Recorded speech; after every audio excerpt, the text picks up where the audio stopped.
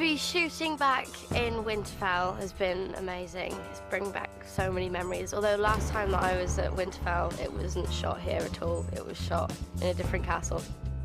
People say to me, where did you find that location? They don't know what we've built and what was the location. It's a great compliment. I just assumed Winterfell was a real castle, you know. I know from the pilot it was a real castle, and I guess I just kind of assumed that part of it was still shot. And now they built this thing, and they made it bigger this year, and they'll continue to make it bigger. We've had a kind of recreated Winterfell that had been recreated by Ramsay Bolton. After the Battle of the Bastards, obviously had fallen back to the Starks. You know, as a result, it needed a slightly different setup. Couldn't be quite as cold anymore. And we needed a lot more corridor space for walk and talk. We needed new rooms. We had more characters that needed to be housed. One which was a room that hadn't been seen since season 1, Catelyn Stark's chamber. All of these sets are bigger than you can imagine and more detailed. They have done such an extraordinary job. We're rolling, listening. Set. Set! Your Grace. The Jon-Dany relationship is one of the biggest storylines of the season. I pick up with them when Jon has convinced her to let him mine for dragonglass. I don't think Jon and Daenerys trust each other entirely at that point. Those dragonglass caves. The entrance was at Zemaya Beach, and then we came into a set build, which was down in Banbridge, Northern Ireland. And we're set. And action! The dragon glass was actually bitumen, so it's a kind of tar in its raw state. It looks like dragon glass. It's rather extraordinary. It was smashed into small amounts. Then a number of plasterers spent weeks plotting in these small bits of glass to create dragonstone between the rock strata. We were able to create a look that was similar to what Tommy had already been using for his dragonglass, the armory that's associated with dragonglass. Well, this is it. All we'll ever need. It's Jon Snow's entire plight of the season. It's like, no, seriously, it's these dead people, and they're gonna kill everyone. Children of the forest made thee. What? And it's a really important place. It's a magical little place. It's like the caves in France in Lascaux, you know, where we find the earliest examples of human painting. And we looked a lot at that as reference. It should feel prehistoric, but magical. Because the enemy is real. And I think it's probably mixed up in that moment that the tenderness for him begins to kind of come in. I will fight for you. It's a weird thing, isn't it, when you seriously have the hots for someone, but you don't trust them. That's hard. When you bend the knee. And cut. I think he looks beautiful. Cut. We both go again.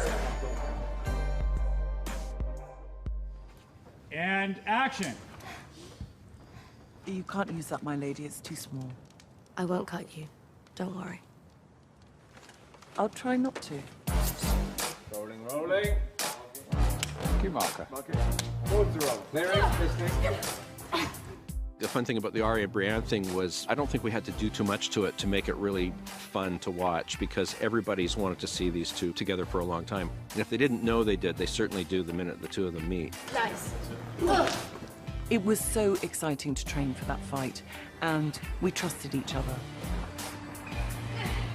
But to be fighting Gwen, who is far over a foot taller than me, and for her to be, you know, fighting someone who's far, far shorter than her, it's been a massive challenge. Generally, as you attack, you move forward, and as you defend, you move back. And they have completely different sizes of gait, of step. That was a big challenge to choreograph that and deal with those issues. We use stunt doubles for their skill sets and also to put them in harm's way to a degree. 3, 2, 1, action. In a fight, it's so much more than just choreography. Every movement says something about the character. It tells the story of these two very different warriors. Who taught you how to do that? No one.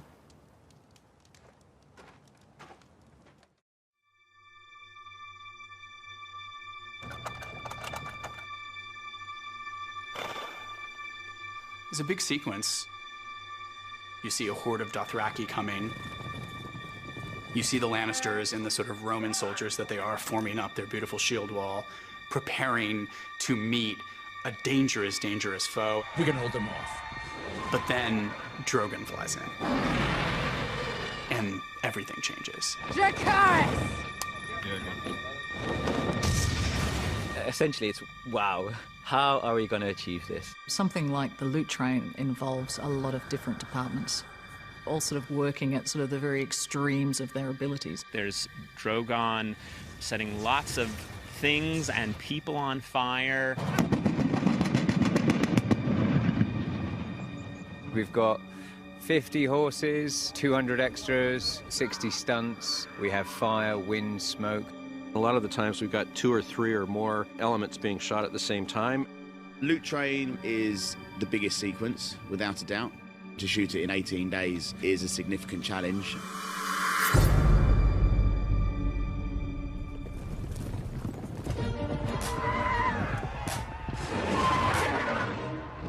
The horse department, these guys have tons of experience. Camilla, who's the head of the horse department, brought some great ideas to us. Until now, we haven't really seen the Dothrakis do much on horses, so this is our chance to really show off their skills and what they can do. Camilla, she was just saying, you know, with the Dothraki, it's a very different style of horseback riding than what we've seen in Westeros. They grew up with their horses. They're famous for their skill on horseback. For me, the most interesting part of the loot train sequence is when the Dothrakis come down the hill and when they stand up in their saddles. Just this force coming towards you. And I thought, well, that sounds great, but that's not possible. She said, no, it is. We build these special stirrups and we can do it. And she showed me a rehearsal of what it would look like. And all these guys perfectly coordinated. It's extraordinary. We're just showing off even before we get to them, and then we smash through the ranks. We have a shield wall which the Dothraki attack. We've created channels in the shield wall for them to go through. We've had breakaway spears. We've had guys jumping off horses, going into the shield wall. Yeah, we just try to make those guys really, really vicious and violent. Have your spear down here like that, and as he's at the vertical, just go forward and smash him with the spear.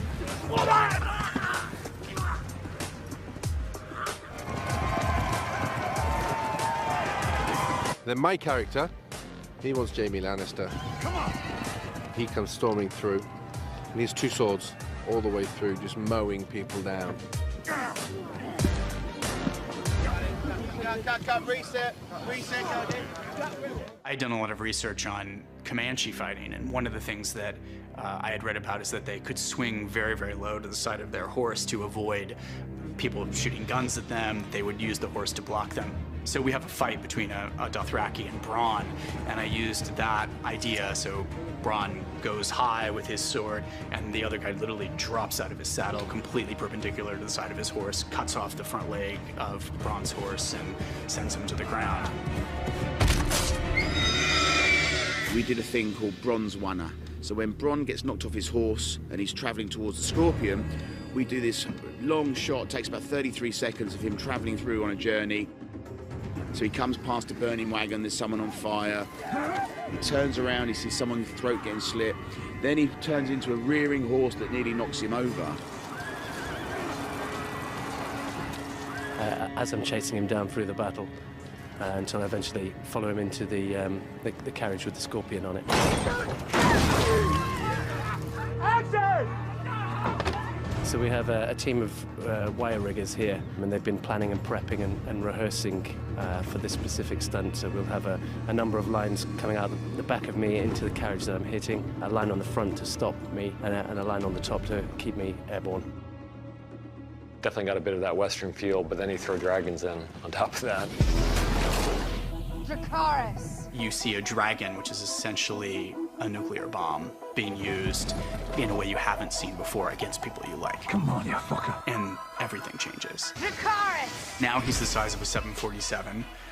The diameter of his dragon breath is 30 feet. We're going to set fire to 20 guys in one shot, which I believe hasn't been done before on film or TV. Ready, and 3, 2, 1, We invented this idea that people would carbonize almost instantly, and I asked the special effects department if they could create sort of carbon figures that then when the wind from the dragon's wings comes right behind the breath, that they would literally just disappear into dust. The special effects department led by Sam Conway did a brilliant job of building these charcoal paper figures. The most complicated shot of season 7 has to be the stray front. The road for hundreds of feet is exploding in fire, and we're traveling above Danny, on the dragon as that's happening for an extended period of time. The stray front was 150 feet long. It involved lots of testing, and of course we had to tie it in with the spider cam. It's fire being shot from a 3D motion control spider cam rig that's being integrated into all of those pieces. And it's an awesome shot. It's really cool. So the process of putting Danny or Emilia Clarke on Drogon is complicated. Typically, we film the sort of background for the shot first, based on the previs, and then we do what we call some pre-animation. The VFX vendor will sort of animate what Drogon would be doing, flapping or soaring, and then from that animation, we'll take the section where she's got to sit, and we'll program a motion base that she will sit on to move exactly like what that dragon is doing in that one spot, as if she was really riding on Drogon, but in a stage in Belfast in front of green screen. You just got to harness every single bit of imagination you have and just use it. I mean, can you even imagine being on the back of a reptile that's breathing fire at your command?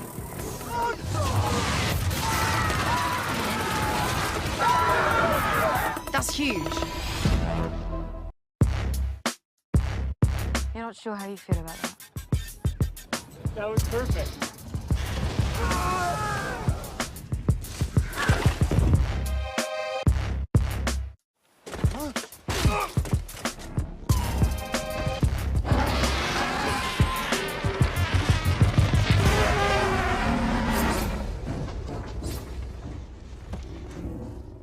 There's no show like Game of Thrones, and there hasn't been, and there probably won't be a show quite on the scale of this show. Each person who is involved in running their own department here is extraordinary. So you are walking into a well-oiled machine, but at the same time, you're being given the keys to a Ferrari, and that's a great joy. And the expectation is, put the pedal to the metal and go.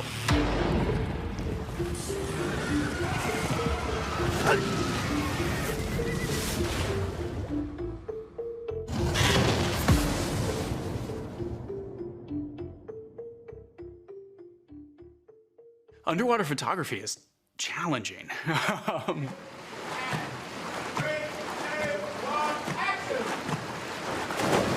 It's very slow going, moving things, setting shots. It all just takes 10 times more time than you would if you were above ground. Come on up, yeah, guys. So, well done. Does it matter for you story-wise that I'm sinking quicker than him? This shot, you guys are connected so much. For the time that I'm going to use it, it's okay.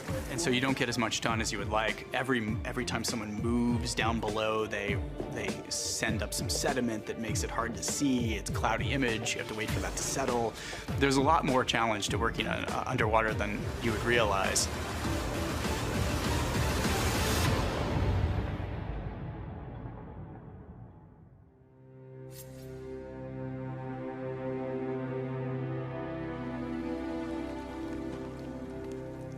He's wondering what he's done.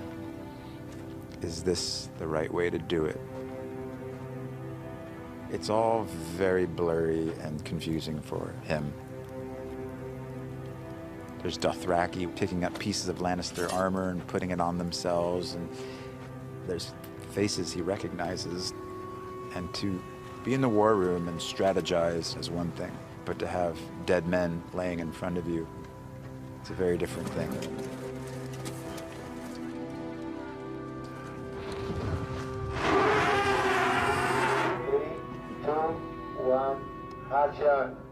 I know what Cersei has told you. What Daenerys does in this scene is not so good. That I've come to destroy your cities. That's Cersei Lannister, not me. I think it's a kind of noble choice that she's asking them to make.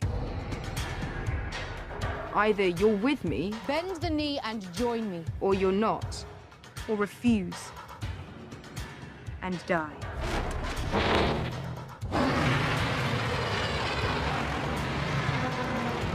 No, I think he's had enough. Randall's a stoic. You are not my queen. He's made a decision. War is war, and the victor is the victor, and the conquered will suffer. You will have to kill me too. I think when Dickon decides not to bend the knee, it's an important moment. He's basically saying, you're going to have to kill me too. She's just going, I'm making a choice and I'm sticking to it. I'm standing by my actions and I'm going to accept any consequences. Dracarys. In the Tarly burn, we'll do 3 stages. We'll have, obviously, with the real actors. Dracarys. And then I'll bring in some interactive light and some very, very bright orange light to envelop them in, and that'll give them an intermediate stage and to then put stuntmen in. And then 2 of my stunt guys with fire masks on that have actually been sculpted to match the actors' faces will then start in that position. And then for a few seconds they will then crouch down, and then Sam Conway, the special effects supervisor, has these crispy critters that are the shape of a man, but once ignited, they drop into dust. It looks amazing, and it's really horrifying. It's going to be excellent. Stand by to shoot. Keep it very still. There should be no chat now. The fire stuff, which is a lot more dangerous, we tend to take our time with that, and Riley's big on making it as calm as possible. Action! That seems to be the trick. If someone's on fire, you know, it's quite a high adrenaline thing going on, and saving your breath is very important, so you've got to be calm. You've got gel all over your head. You're wearing 3 layers of Nomex, which is a fire retardant kind of material, as well as your race suit. You're going to be wearing a mask that's going to go over your head. And the big silicone heavy masks that sit on your face, so you want to get used to breathing with that in. You have a safety guy with you at all times, so that he's showing you what to do and what you need, and he's there to make sure you don't forget anything. And he leads you out there slowly. Can't see much through this mask, so he's going to show you exactly where to go. Get gelled up with the accelerants. And you hear rolling, they put you on fire, and then you're ready to roll. And 1, and 2, and 3, and down, down, down, down, out, out, out. And the minute you hear Riley say, out, out, out, get down flat on your stomach, and your fireman will come in and douse you in CO2. Dracarys.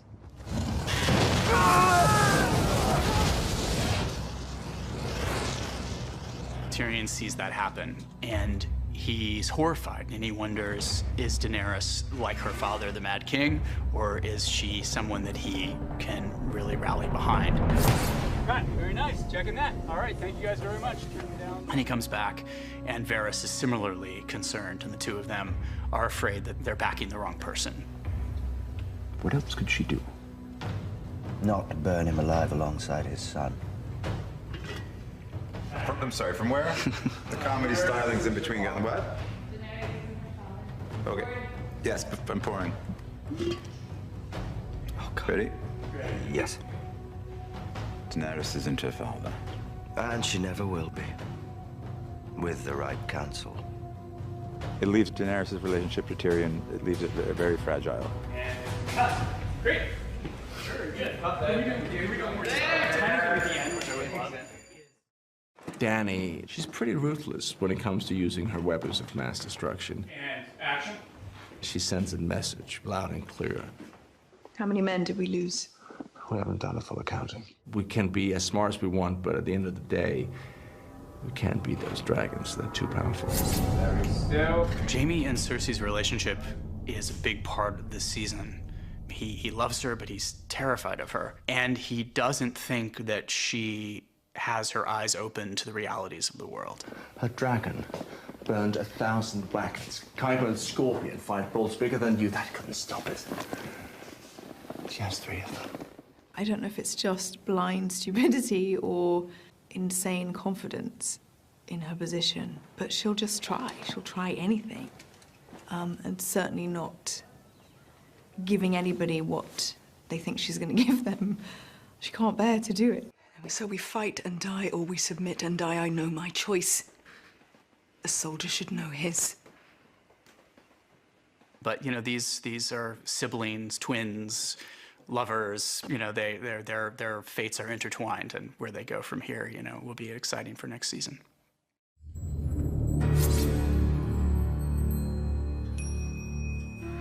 You know, the show is such a challenge that I don't know that I always allowed myself the opportunity to step back and fully appreciate the global view of the moment that I was living.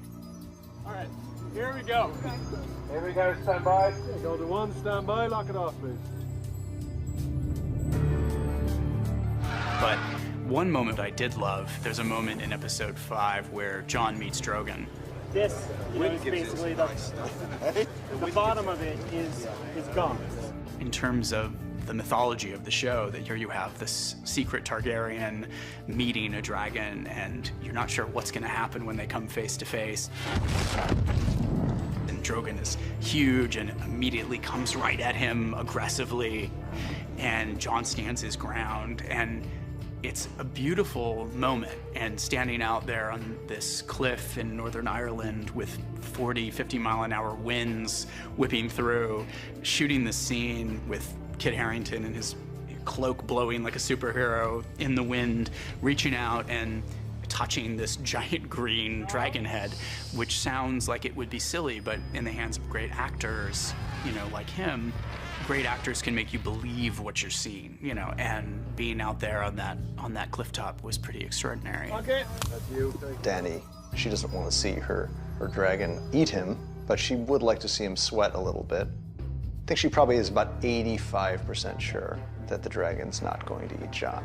And then it's intentionally shot in such a way where she loses sight of him for a while because of the way the dragon's neck rises up, and it makes the moment entirely between Jon and the dragon and takes Dany out of the equation for a couple of crucial seconds in the scene. But I quite liked that moment with the dragon, and there was something I wanted to bring to it, which is quite animalistic. If you show a vicious animal fear, it will jump on that, but if you show it bravery, then it will respond in a different way. Well, that was exciting to play. And so the fact that this young man who's never met the dragons before is able to walk right up to Drogon and let Drogon smell him and deem him acceptable is really interesting to Dany. It seems unusual and a little bit strange. She's not entirely sure what to make of it. And then she's a little bit beguiled by it. And what does Drogon see in Jon? What's the connection there?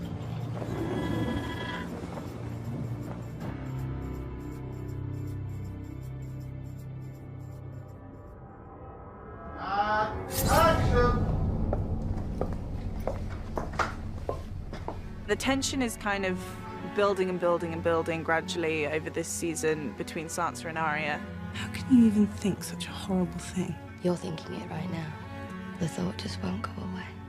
When Arya returns to Winterfell, she had this idea of what home would be now, and she realizes it's not that at all. And she doesn't trust anyone. I think she's definitely got her guard up. But she's never trusted Littlefinger. The arc for Littlefinger this year is a great one. Everything is on shaky ground for him. So Littlefinger has to start trying to manipulate the pieces, and he does what he usually does, which is to try to pit people against each other. And he begins a campaign to create division between Sansa and Arya. You're sure this is the only copy in Winterfell? Yes, my lord. If he can just revive their rivalry as children, he can have them tear themselves apart. We assume that Arya has the upper hand and that she's following me and that I don't know about it, but in fact it's the other way around. He knows that Sansa wrote a letter urging Robb to bend the knee after Ned Stark had been imprisoned. Treason.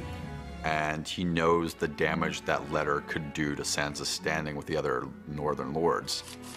When she does find the letter, it's really quite an unstable moment for her.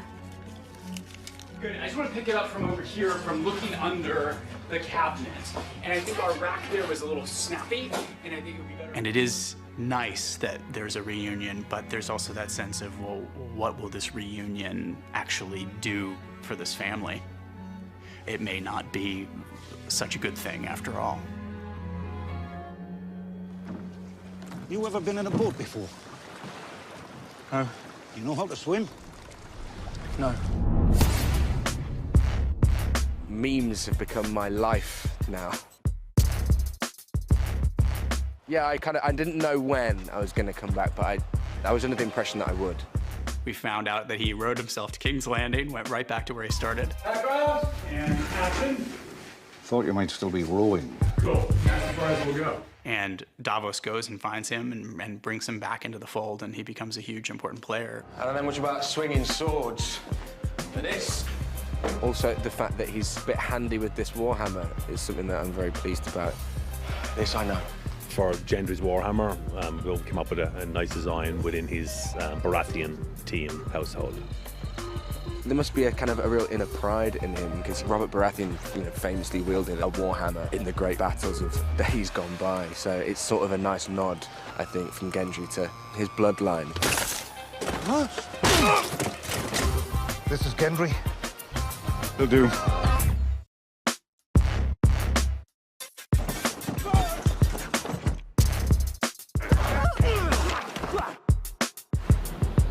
Go, take 3.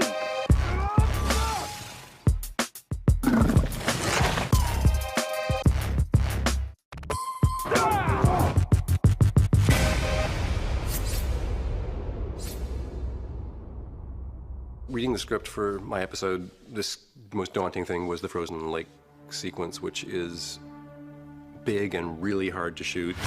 It's a massive amount of fighting and stunts and special effects. The zombie polar bear may be more difficult than doing dragons. 2, 1, action! You go like, is this even possible to shoot? Dan and David wrote the scenes for 6. I think it was really fun for them to have all these crazy killers together on this mission. But we all die. The enemy always wins, and we still need to fight him. Most of the heavy lifting of the sequence, the Army of the Dead on the frozen lake, that was all in Wolf Hill Quarry in Belfast. This episode is probably the most contained of all the episodes this season in terms of most of it takes place beyond the wall. And that was shot, with the big exception of Frozen Lake, that was shot in Iceland. There's not a living woman within 100 miles here. We have to make do with what we've got. And we cut. Okay.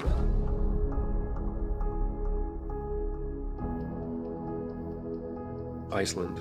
It's the lead up to Frozen Lake, and hopefully it's what sets the world for the Frozen Lake, so you sort of believe the Frozen Lake takes place in that world. No matter how great your visual effects are, or your art department and everything, there's just nothing quite like the real thing if you can find it. Here we go then, stand on your shoe. This is going to make the episode, I think, these locations. Well, it's very challenging to shoot in Iceland. Everybody has to pitch in. Never been north before? Never seen snow before. Beautiful, eh? Where in winter, it's a completely unforgiving environment. You have 4 hours of light. You scout a location, you go back later, and there's 4 feet of snow, so you can't put a dolly track anywhere. Same order, same action, just put before dialogue. There's a sort of kick-bollock scrambleness to filming out here, where you have such limited daylight, and you have conditions which are like this or worse. Right, Delta, take 1. Not a shock to the system. They all knew it was going to be cold, but the wind the last 2 days was extreme. This is what we should be doing in reality. And it can push you around and it wears you out, and you've got heavy, thick clothing on that keeps you warm, but it's tricky to move. You know, it's in the hands of the gods when you come out and film somewhere like this. The beginning of episode 6, there's a lot of establishing the relationships between the group on the hunting party. Your father wanted to execute me, And then on to more serious business of getting hold of a white, or indeed, hopefully not getting killed.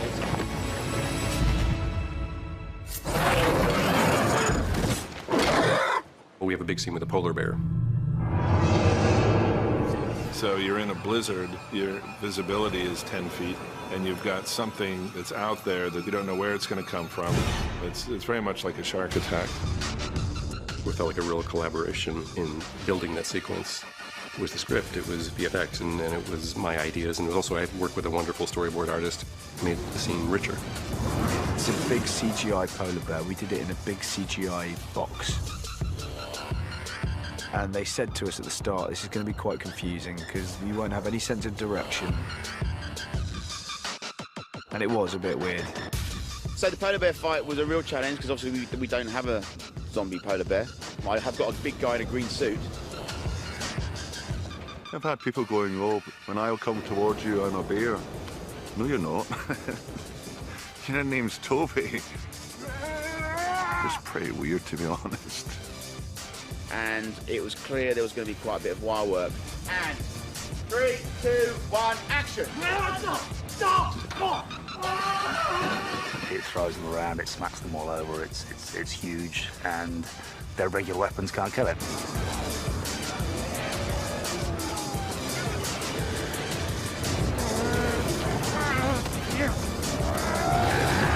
So it's not until Jorah comes up with his the dragon glass dagger. Like the smallest weapon they've been trying to use against him, but the dragon glass deanimates it. I just got bit by a dead bear. You did? Funny old life.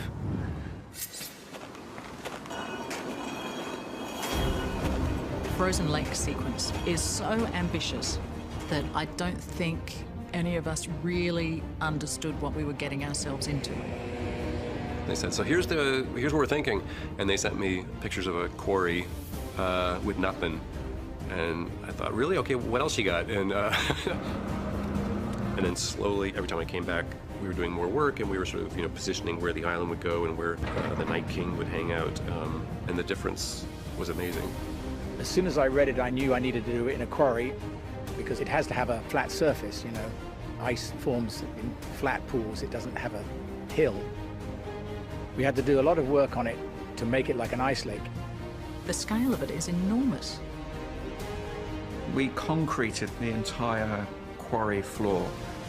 They levelled the quarry and started pouring what I think Tom Martin told me ended up being about 11,000 square feet of concrete just to get the frozen lake element of it alone. So we've sort of built the biggest car park in Northern Ireland, really, with an island in the middle of it. We built the island in the middle like we would build a set. All of the form work was put in, finished by the plasterers the way that a set would usually be finished. And then you can't talk about that set without acknowledging the snow team. I believe it's the biggest snow set ever. Could be a Guinness Book of Records. 36,000 square meters of snow. 3, 2, 1, action! We built some walls to take us from Iceland into this lake to sort of make believe that we were in the same environment.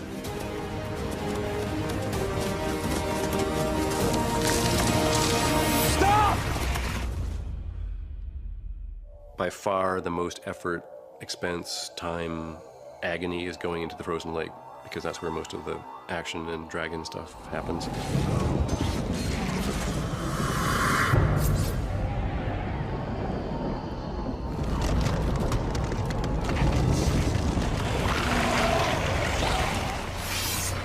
The idea of having our heroes trapped basically on a life raft, surrounded by enemies, and if you wander off it, you're dead, and if you stay too long, you're probably gonna die because, you're gonna starve or freeze to death. That was interesting to us.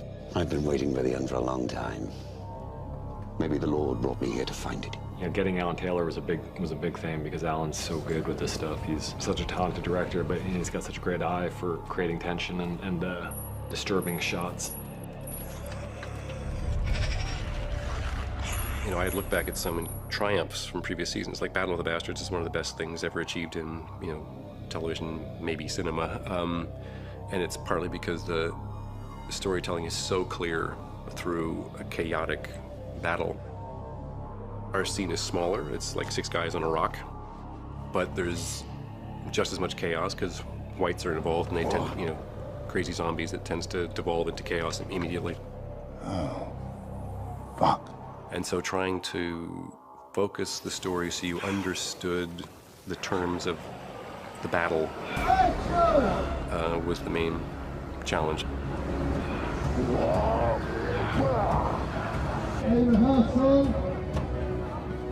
come up here? I call it a fight mode. When you're in the middle of a fight, you need to have all your adrenaline on a maximum. And when you have whites attacking you from all sides, you're on a super maximum. To build it, you've got to loosen up, you've got to be ready for a fight. And it needs some screaming, you need some hitting the axe. Even the extras are so into it.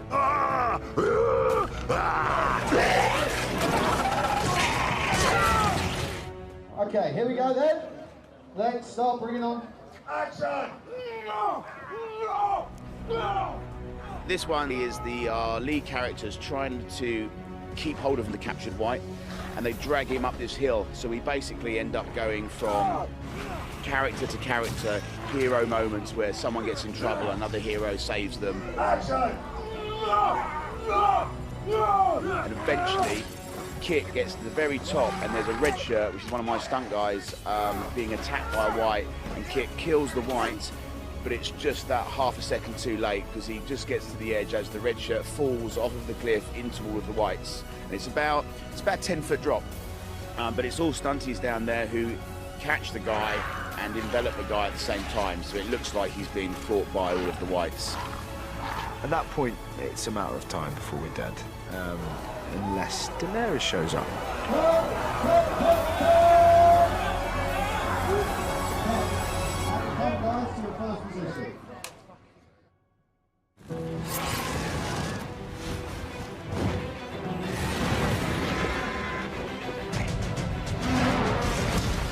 And she does arrive just in the nick of time, which is you just have to. There's no other way that this scene could be written.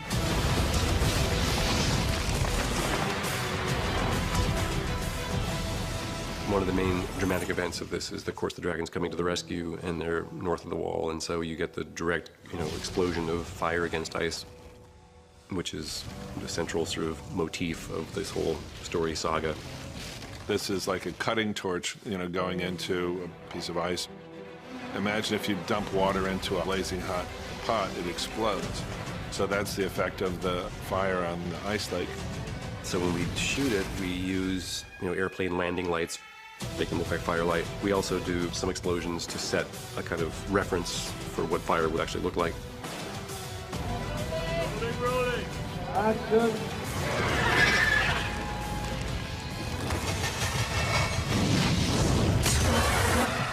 If you kill a person on screen, it's bad. If you kill a puppy, you're really dealing with emotional stuff.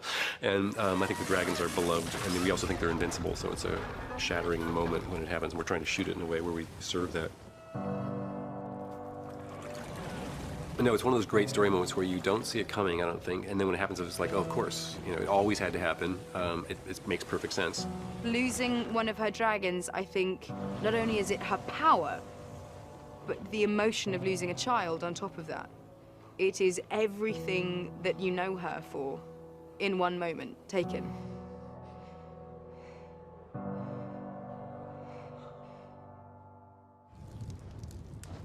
Go now!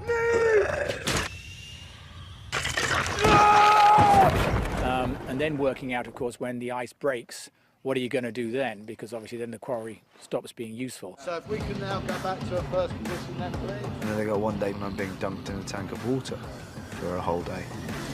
Which I was laughing at Alfie Allen because he had to do that, and I was literally on set laughing at him until someone came up to me and said, "You got to do that in January." So open water, broken ice is a challenge for visual effects, special effects, to make look real in a quarry that can't do either.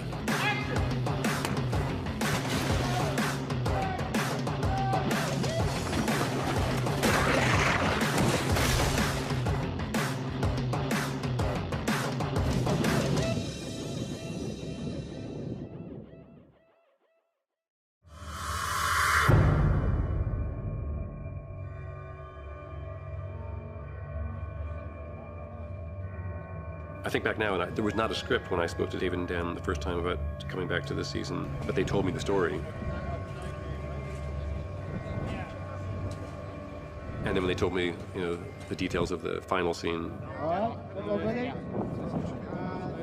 And this was always the episode that was, in some ways, we're most excited about and also the most nervous about, because so much of it is dependent on those, you know, that final set piece actually working. 3, 2, 1, action.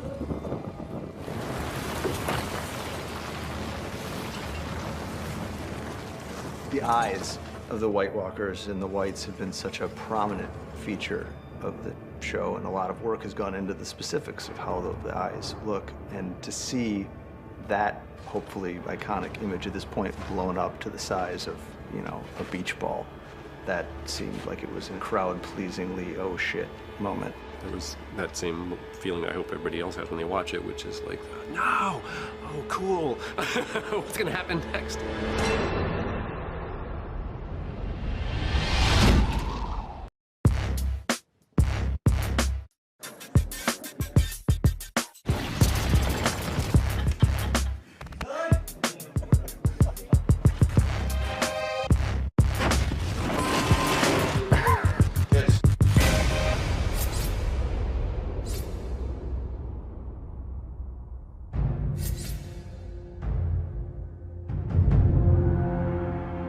This is like the big G8 summit. This is like all the world leaders coming together. And it's really about the worlds colliding. The dragon pit needed to be big enough to formally have hosted dragons in it, so it couldn't have been any smaller place. And this amphitheater was quite big in Spain during times of the Roman Empire. As you walk in, you're very awed by it. We are actually working in a genuine gladiatorial pit. The set extension that we're adding is supposed to suggest a giant domed structure in which they kept the dragons over many, many centuries. Strange place for a reunion. It is, my lord. We don't know what's going to happen. None of the characters do. It can go south very quickly. The darkness is coming for us all. And it's incredibly serious. The mood is somber. So you'll walk into this then? This is one of the more complex scenes I've ever been asked to shoot. You have almost the entire cast of the show in one place for a very long sequence with a lot of stuff going down and very important and very specific beats to capture. Hey kid, we're just going to do a pickup that starts with there's only one word that matters, the Great War. Yep. And take it until I fought them. And each one of those beats has to be captured. If you don't shoot it, it's not there. Like, you can't shoot these things in a generalized way. You have to shoot them very specifically. So you have Cersei seeing Tyrion for the first time in a long time. Lena gives me a look that I never want to see ever again. The first time they lock eyes, that's a moment. The first time Euron sees Theon, that's a moment. So do that times 500. And that's kind of what this scene is. We are all trooping down to the dragon pit, and Brienne spies the Hound, and no one can predict how they're going to react. What, that last time they saw each other? Yeesh. Met my brother. That was good. I had a standoff with him, which was great fun. Remember me? From the story point of view, it's like, it was exciting for everybody. It's like, okay, new dynamics, new frictions, new everything. Cersei arrives with the Mountain and Jaime and the Kingsguard, and she's, you know, pretty fierce.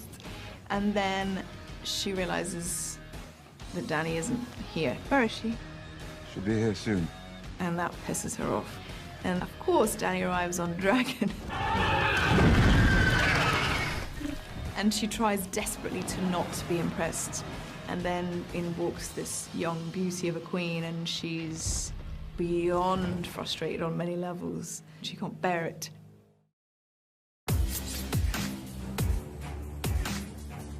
I want a bit of a Joan of Arc look with a metal dress, just like a chainmail dress. This is molded, just a black molded coat. We discussed a lot of kind of covering Cersei up, so she was just sort of locking herself in, more austere and less vulnerable and untouchable. As she walked away, I wanted something which made you just really on edge. She'd give this really simple, strong image, and then as you see her walk away, it's like, oh, she's just like, really, there's something really disturbing about this woman. The spine that she's done in that felt coat, and she layered it with some sort of leather so it looks like bone. It's amazing, it's amazing.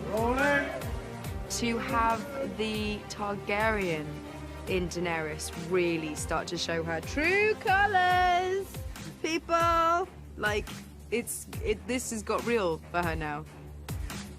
I wanted to start going towards the charcoal and the red, because, you know, those are the sigil colors, but it was red on gray. We had a really lovely pleated red dragon scale. And the chain, it's the dragons, obviously, the 3 dragons. I didn't really want her to wear a crown. I just wanted something which signified status.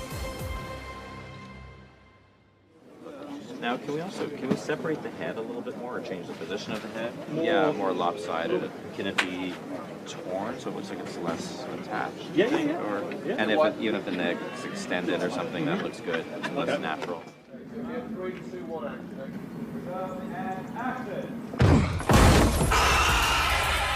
Well, for me, being a horror nerd, I was slightly giggly, so I was like, oh, my very own zombie. Action!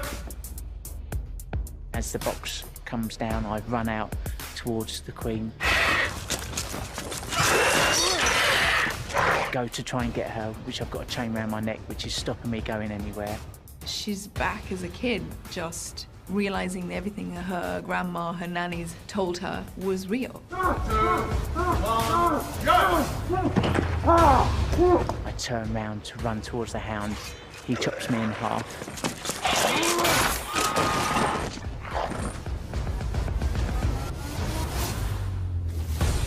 So that, strangely enough, one white, way more complicated than 10,000 whites, because you're dealing with a white with a lot of detail. So it's behavioral, it's visual effects to make the white look like he's bones and shredded skin and doing a lot of very complicated things, and a lot of visual effects required for that. It's very specific actions, which make a very exciting dynamic sequence, but are very tricky in terms of shooting. We can destroy them by burning them, and we can destroy them with dragon glass. And in many ways, it's a scene between Jon and Cersei. He's there to prove to her that there's a bigger enemy for them to worry about than them just kind of fighting each other. There is only one war that mattered. The Great War. 33 necklace, take 2, siemoker. We wanted to make it as plausible and believable and terrifying as it was for everybody to think that you were going to enter into that scene, that one of the 2 Stark girls was going to kill one of the other 2 Stark girls. You sure you want to do this? It's not what I want, it's what honor demands.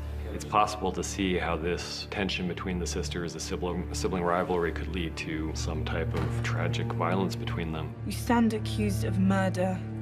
You stand accused of treason. How do you answer these charges, Lord Baelish? I think for Littlefinger, because he's the consummate player, you don't really expect him to ever get outplayed, but he does get outplayed, and that is like a shock. The tables are very cleverly turned, much to Littlefinger's, and we hope the audience is surprised. My sister asked you a question. None of you knows the truth. You held a knife to his throat.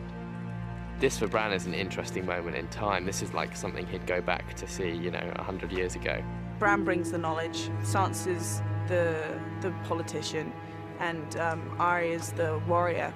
You told our mother this knife belonged to Tyrion Lannister. Eerie scene, because I was speaking to Aiden about it, and he was like, oh, it's a real shame, because I always thought Littlefinger was like a good person, and so I turned around and was like, that's why you play him so well, because you don't play him like he's a bad character, you play him like every single one of his decisions is justified. What's the worst reason you have for turning me against my sister? Sansa, please.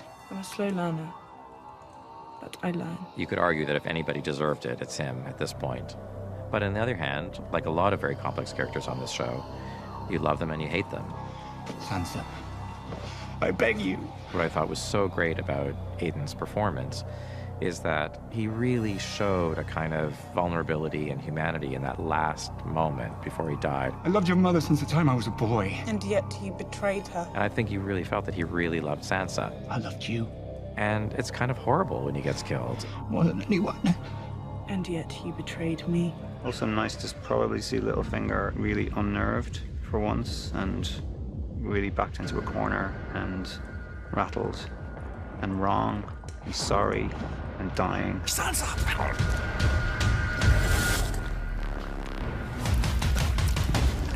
So for the Littlefinger death, we got Aiden in and we did a live cast of his neck. I mean, for us it was great because it was our one major death that we were going to get to do on this show, and it was like such a huge character. We did a test with Aiden. It was absolutely brilliant. 3, 2, 1, action.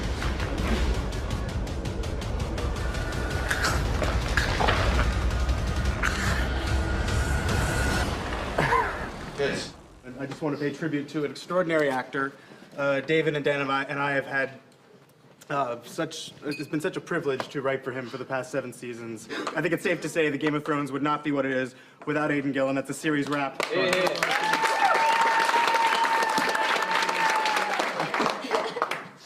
Thank you very much. Thank you, everybody, for it's been really amazing to be part of this for the last 7 seasons. I really appreciate, you know, the work that you do, and everyone on the show works so hard, and it's been a pleasure to be part of it. So, thank you. It's been great. Yay!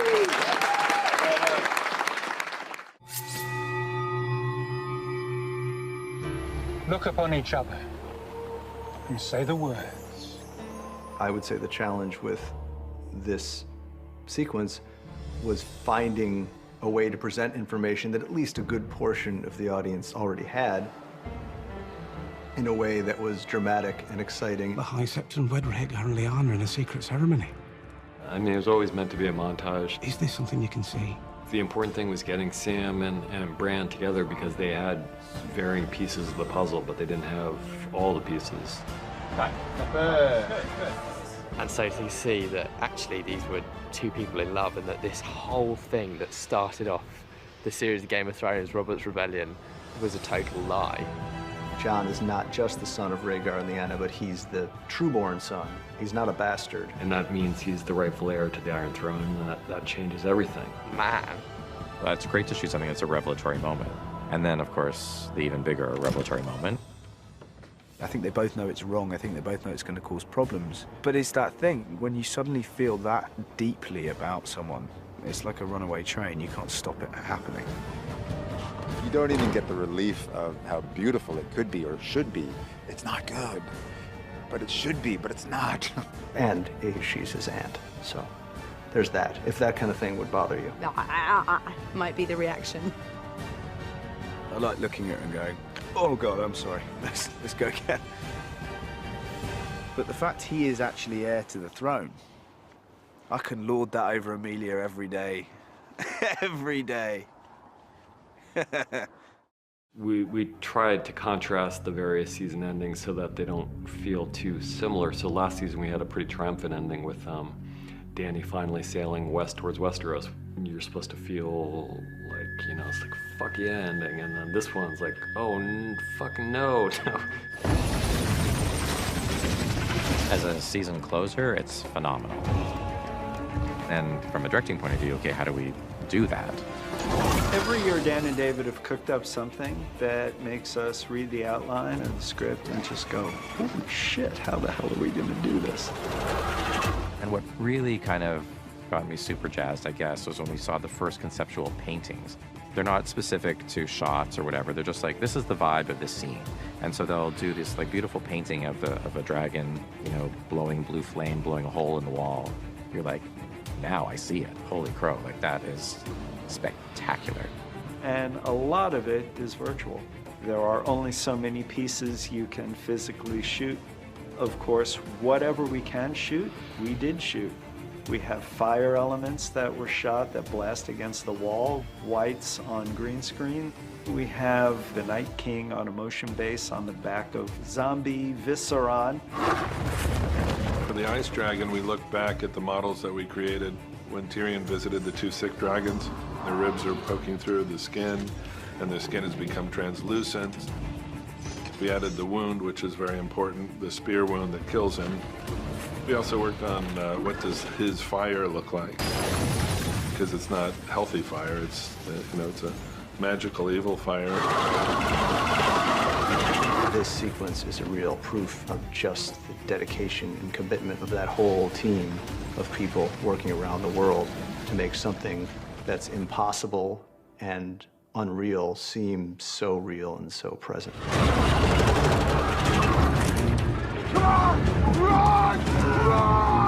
I didn't see that coming. I was like, oh, this is gonna be fun. Winter is here, and it's all hitting the fan from all directions. Yeah, we've talked a long time about seeing the wall come down. It's all getting real.